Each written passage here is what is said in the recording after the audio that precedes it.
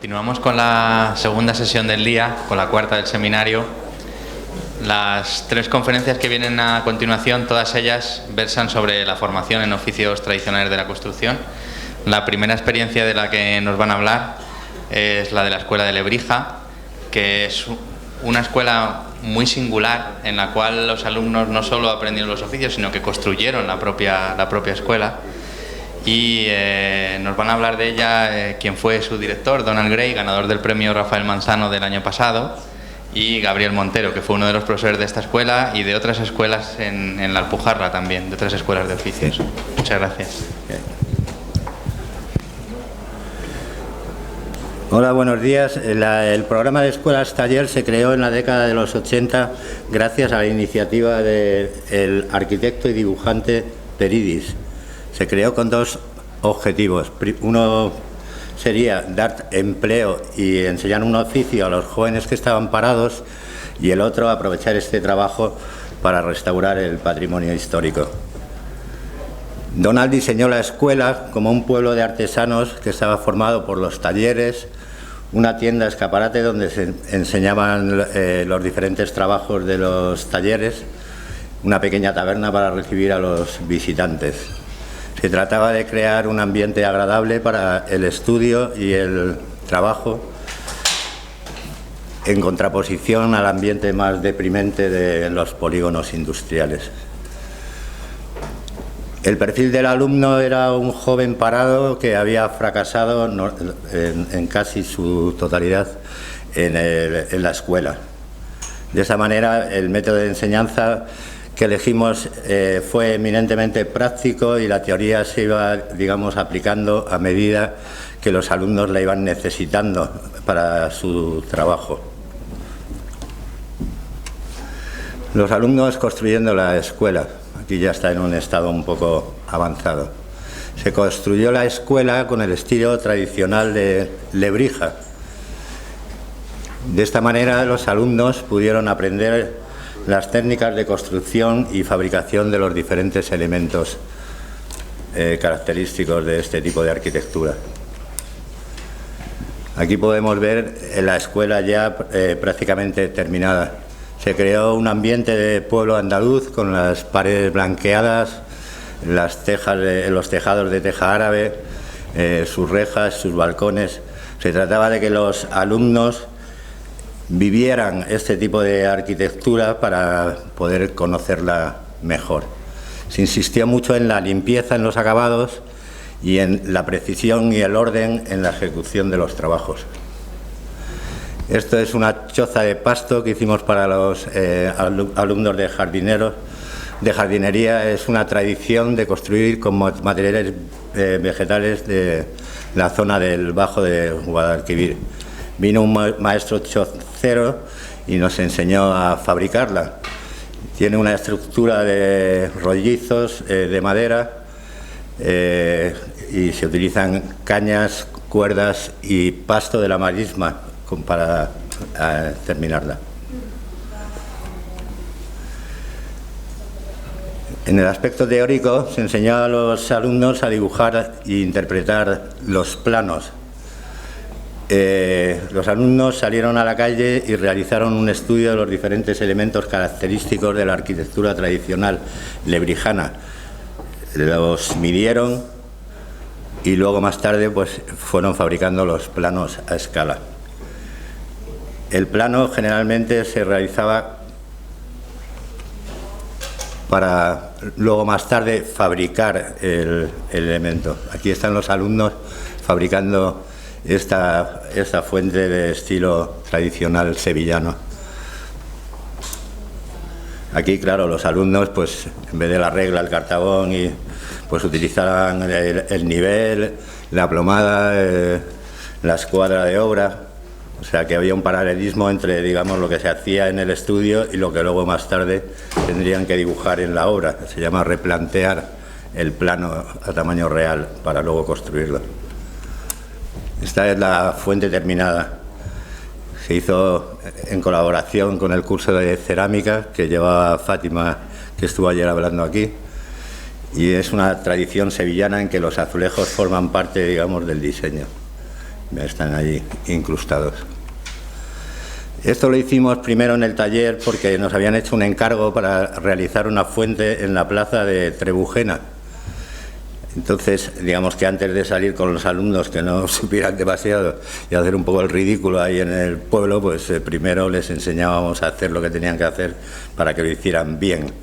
El tema de hacer las cosas bien, pues generó una especie de orgullo por pertenecer a la escuela.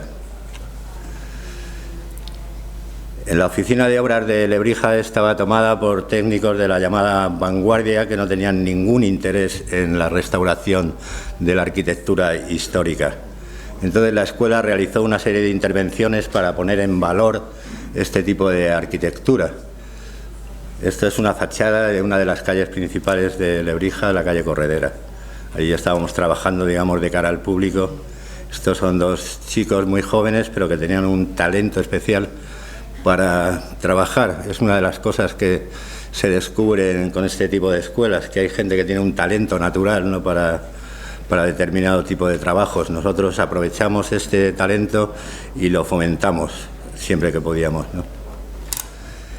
La portada estaba muy dañada por la erosión, como se puede ver, y una enfermedad de la piedra. Entonces se restauró con un mortero especial muy adherente, con los colores de, bueno, un mortero bastardo de cal y con los colores de la piedra arenisca. Aquí la portada terminada. Otra de las fachadas que estaba totalmente abandonada, y eso que estaba en la plaza mayor del pueblo, un aspecto un poco deprimente. Donald hizo un estudio detallado de las molduras y se hicieron una serie de terrajas para recuperar todos los elementos, digamos, de todas las molduras, ¿no? Se hizo un trabajo impecable, realmente. Aquí la portada terminada. Se puede ver que, vamos, no se utilizó pintura plástica, que es una especie de cáncer que hay ahora para la restauración, sino que se utilizó cal con almagra, que es un colorante de óxido de hierro, muy tradicional en la zona esta de Sevilla. La restauración más importante que tuvo la escuela fue en la iglesia de Santa María de la Oliva. Esta iglesia se construyó utilizando partes de una antigua mezquita del siglo X. Tenía elementos góticos, renacentistas y barrocos, lo que nos sirvió para poder enseñar a los alumnos los diferentes estilos, y además podían verlo porque estaba ahí, ¿no? Esta torre le llaman la Giraldilla, es una torre barroca. Aquí en la sección se puede ver cómo está la obra barroca apoyada sobre la obra o la fábrica de la mezquita. La diferencia de altura entre los dos, digamos, la diferencia de altura se solucionó con una bóveda con forma de concha de peregrino que se llama venera, muy bonito realmente.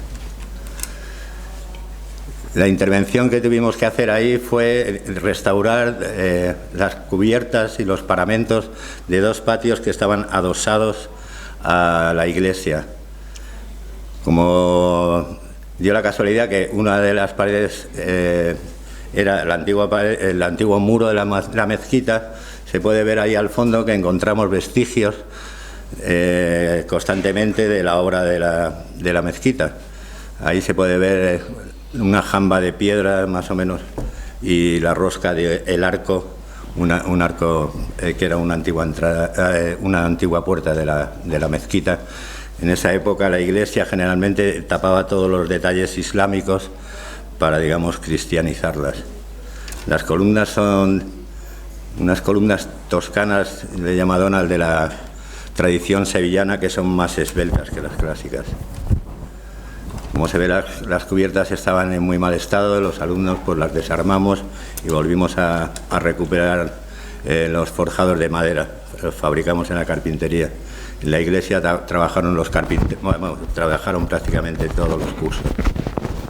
Aquí este se llama el patio de la Clavería o patio de los Reyes Católicos, era más antiguo que el anterior, que era barroco. Es un patio renacentista con unos arcos carpaneles de ladrillo sobre pilares. Se restauró el trabajo de ladrillo y los paramentos. Aquí, digamos, a falta de poner una solería de ladrillo a la palma, que estaba muy deteriorada. Hay una parte que se pudo salvar y bueno. También realizamos algunas intervenciones en las zonas así más deprimidas de la ciudad.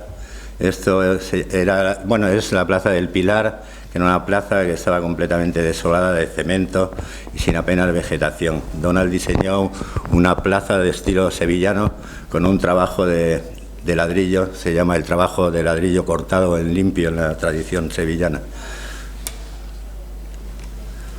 Aquí la plaza ya terminada. Las palmeras, digamos, se sacaron de la tierra y se volvieron a replantar en el mismo día para que no sufrieran prácticamente nada. Entonces aquí se puede ver que la densidad al cabo de un año la densidad de la vegetación era impresionante. Se convirtió en un sitio de reunión para la gente del pueblo rápidamente. Se puso de moda, como casi todo lo que hace Donald. Rápidamente crea un ambiente tan agradable que a la gente pues le gusta ir a los sitios que hace. Bueno, esto es el curso de carpintería. Bueno, se me ha olvidado decirlo al principio, la escuela tenía 5 cursos: albañilería, carpintería, herrería, cerámica, que llevaba Fátima, y jardinería. Se hicieron también algunos cursos puntuales de diseño para, digamos, ampliar el ámbito de conocimiento de los alumnos, para que no se creyeran que todo era sevillano. Entonces Donald organizó incluso una semana china y todo el mundo se puso a dibujar y a hacer cosas de la China. Bueno, eso es la puerta de la carpintería. Aquí un alumno trabajando en el torno.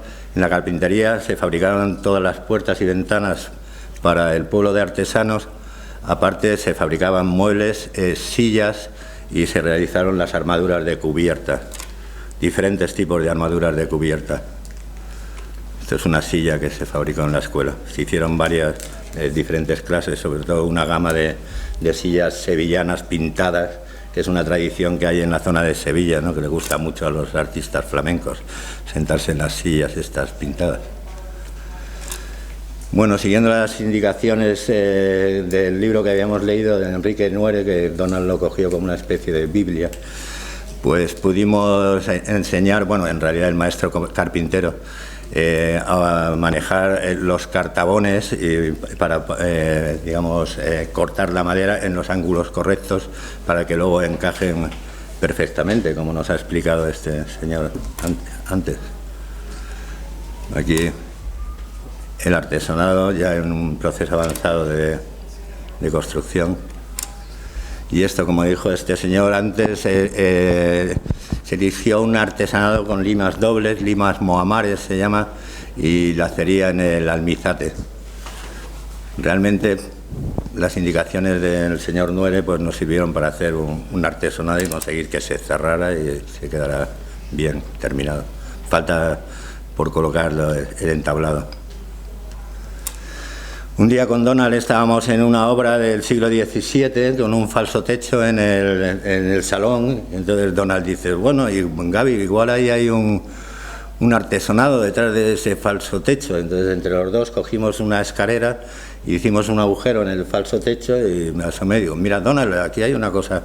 Y efectivamente había un artesonado muy importante, ¿no? Aquí faltan las piñas de Mucarnas porque están restaurándolas en el curso de carpintería, y bueno, lo restauramos con la escuela taller. Aquí un alumno, pues eso, precisamente restaurando la lacería del almizate. En el curso de herrería, un maestro herrero de la zona pues enseñó a los alumnos digamos, a manejar la fragua y a hacer los trabajos de forja.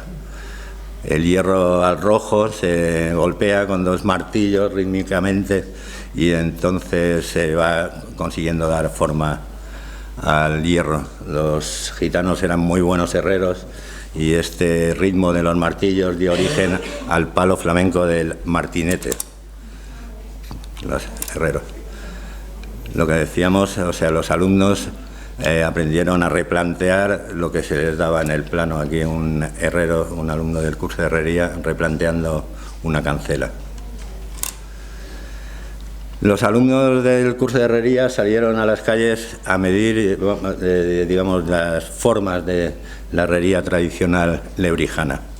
Entonces, Donald para eso es implacable, y la medición es importantísima. Hay que medir las cosas con precisión a la hora de sacar el diseño y a la hora luego de fabricarlo. Se insistió por eso en la precisión de las medidas y en la armonía de las curvas. Esto es un detalle hecho por los alumnos de herrería, digamos, de un motivo de la herrería tradicional lebrijana para un balcón. Uno más sencillo para una reja. Hicieron realmente los alumnos un estudio y aparecieron, hay infinidad de posibilidades en el diseño de este tipo de adornos. También se recuperaron los trabajos de lima para para los herrajes de las puertas y ventanas. Aquí, pues, fabricando el llamador de una puerta. 2 bocallaves y un adorno para un clavo, ¿no? Para una puerta de clavos. También se fabricaron las farolas para el pueblo de artesanos y para algunas zonas del centro histórico de Lebrija.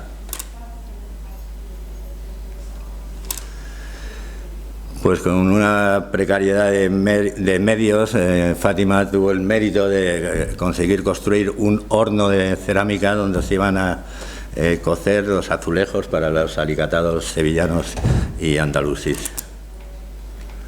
Aquí cargando el horno, como dice ella, es como un arte, ¿no? Lo de aprovechar al máximo el espacio del horno, ¿no? Parece un poco cutre, pero al final funcionó. Esto es un ejemplo de paño de la tradición andalusí. Aquí estaba, con perdón, Fátima empezando su investigación sobre los colores y sobre este tipo de diseño.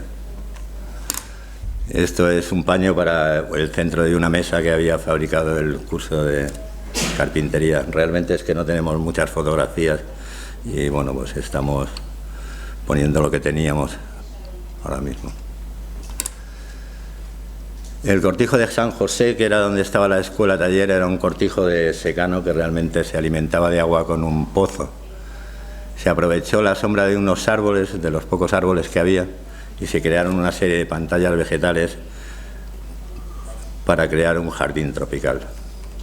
Aquí el mismo espacio con el jardín tropical funcionando. Se intentaron optimizar los recursos del agua con difusores y goteos, ¿no? Para conseguir este tipo, un microclima proclive a la vegetación tropical. Este es el jardín tropical. La armonía, digamos, entre las plantas permitió una densidad de follaje exuberante. Esto es un ejemplo de uno de los motivos decorativos que se hicieron en el curso de diseño.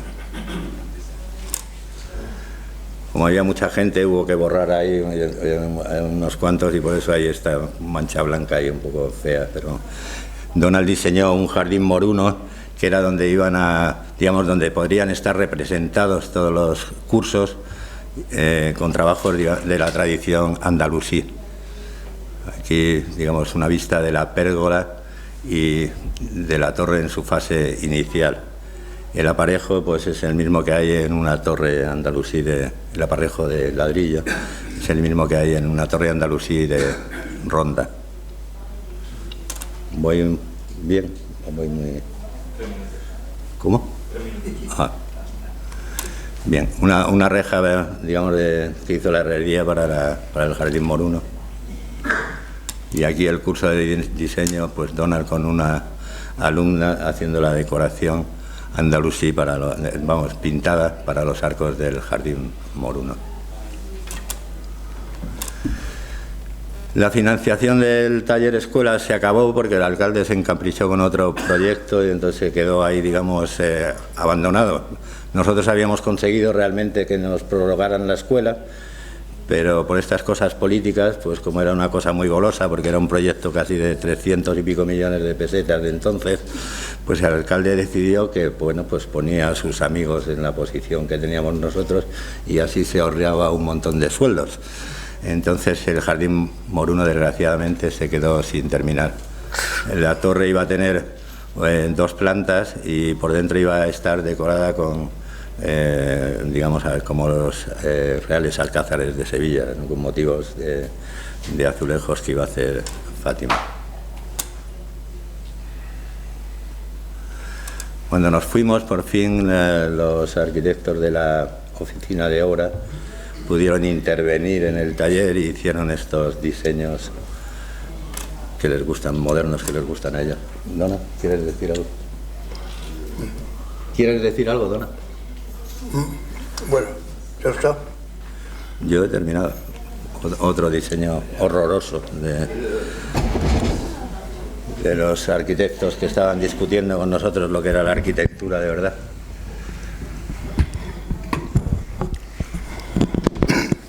Yo quería comentar la utilización de la palabra moderna